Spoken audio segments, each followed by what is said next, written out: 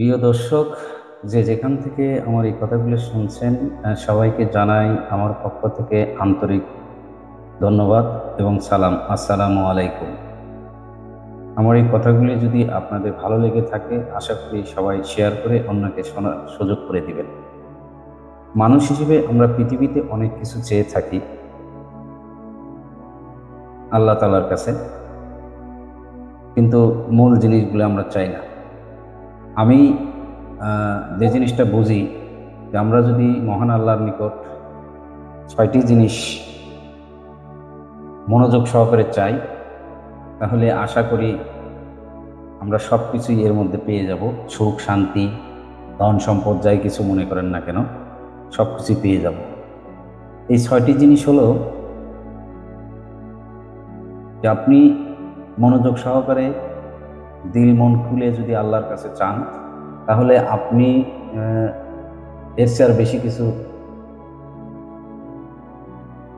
আমার মনে হয় কারো কাছে চাবেন না। এবং এই চাওয়াটা হতে হবে আমাদের মহান সৃষ্টিকর্তার নিকট। মহান সৃষ্টিকর্তার নিকট যদি আমরা ৬টি জিনিস চেয়ে নিতে পারি, তাহলে আমার বিশ্বাস আর কোনো কিছুর প্রয়োজন নাই।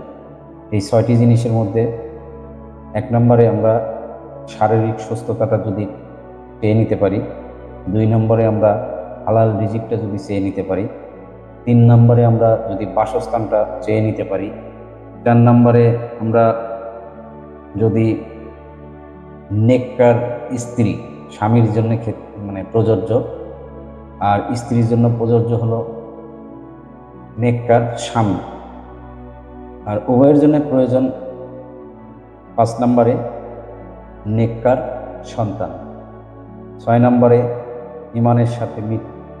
আমরা যদি মহান আল্লাহর কাছে এই ৬টা জিনিস চেয়ে নিতে পারি, আমার বিশ্বাস আল্লাহ তাআলা যদি কবুল করে, তাহলে আমাদের এই চলার জীবনে কোনো কিছুরই অভাব থাকবে না। কিন্তু আমরা তা না চেয়ে বিভিন্ন জন বিভিন্ন কিছু চেয়ে বসে থাকি।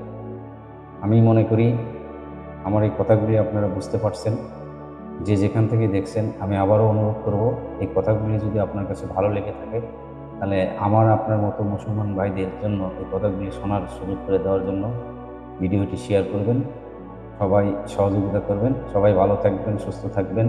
মহান আল্লাহ তাআলা আমাদের সকলকে সুস্থ রাখুক, ভালো রাখুক, এই কামনায় আজকের মতো এখানে শেষ করছি। আসসালামু আলাইকুম ওয়া রাহমাতুল্লাহি ওয়া বারাকাতুহু।